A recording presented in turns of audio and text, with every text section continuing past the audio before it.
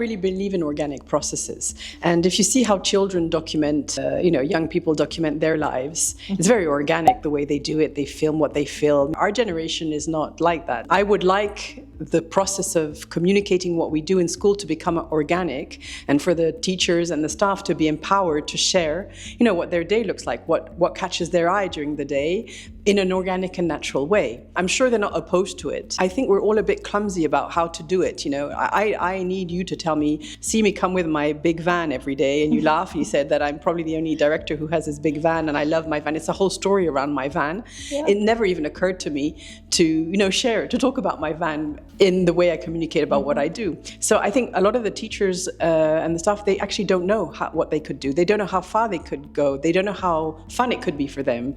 They don't know that it's interesting for other people to see, what their life is at school as a teacher.